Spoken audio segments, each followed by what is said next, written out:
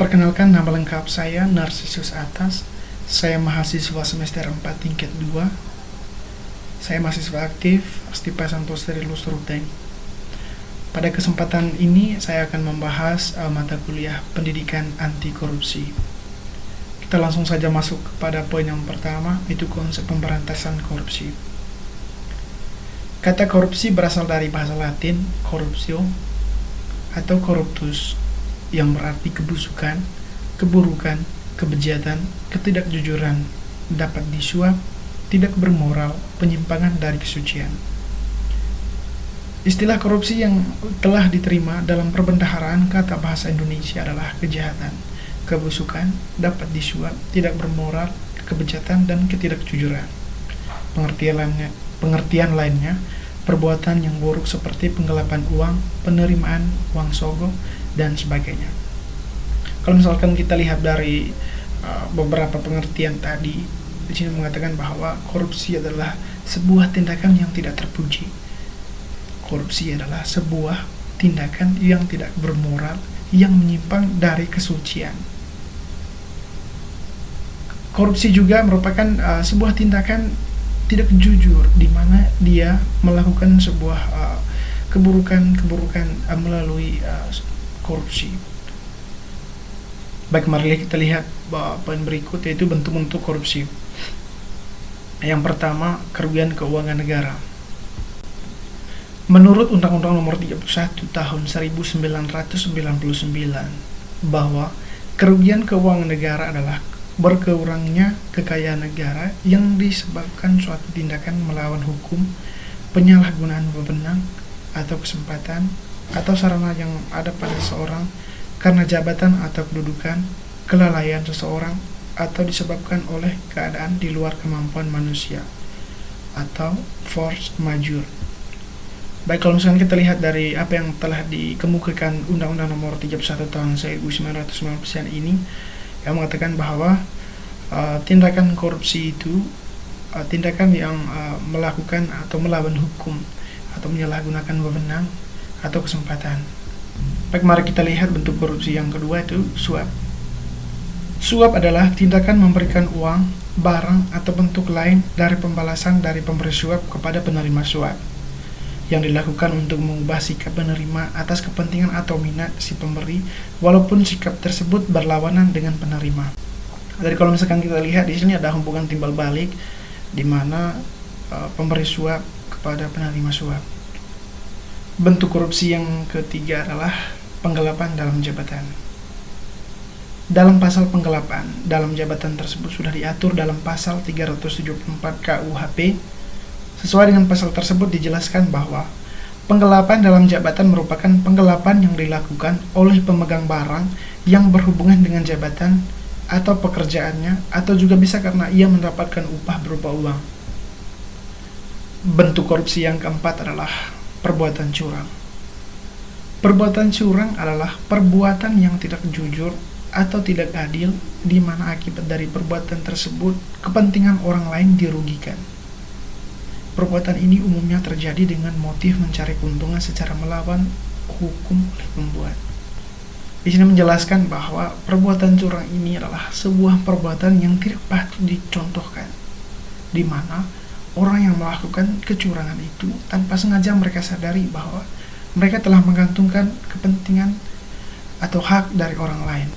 Ya, seperti yang kita ketahui, motif dari perbuatan ini adalah si pelaku kecurangan ini dia hanya mementingkan keuntungan secara pribadi. Dengan perbuatan ini dia juga melawan hukum. Bentuk-bentuk korupsi yang kelima adalah bentuk kepentingan dalam kepengadaan. Benturan kepentingan adalah situasi di mana terdapat konflik kepentingan seseorang yang memanfaatkan kedudukan dari wewenang yang dimilikinya, baik dengan sengaja maupun tidak sengaja, untuk kepentingan pribadi, keluarga, atau golongan, sehingga tugas yang diamanatkan tidak dapat dilaksanakan dengan objektif dan berpotensi menimbulkan kerugian. Beberapa bentuk benturan kepentingan antara lain menggunakan barang milik negara dan atau jabatan untuk kepentingan pribadi atau golongan, menggunakan informasi rahasia, jabatan untuk kepentingan pribadi atau golongan, memberikan akses khusus kepada pihak tertentu tanpa mengikuti prosedur yang seharusnya, dan masih banyak lainnya. Bentuk korupsi yang terakhir adalah gratifikasi atau hadiah. Gratifikasi adalah pemberian dalam arti luas yang meliputi pemberian uang, barang, rabat, komisi, pinjaman tanpa bunga, tiket perjalanan, fasilitas penginapan, perjalanan wisata, pengobatan cuma-cuma, dan fasilitas lainnya. Gratifikasi dapat diterima di dalam negeri maupun di luar negeri dan dapat dilakukan dengan menggunakan sarana elektronik atau tanpa sarana elektronik. Yang berikut, upaya penanggulangan kejahatan korupsi dengan hukum pidana. Kita lihat dulu yang pertama itu melalui jalur penal.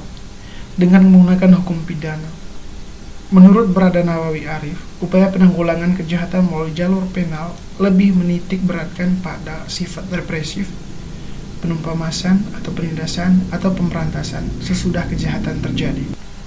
Menurut pendapat ini, Arif mengungkapkan bahwa ketika orang sudah melakukan tindakan korupsi, maka harus ada tindak lanjutnya dari pihak-pihak terkait, seperti tindakan pemberantasan, sehingga dengan cara ini orang yang melakukan korupsi dapat dengan jera karena mereka sudah menerima hukuman yang sudah diberlakukan dalam suatu tatanan negara.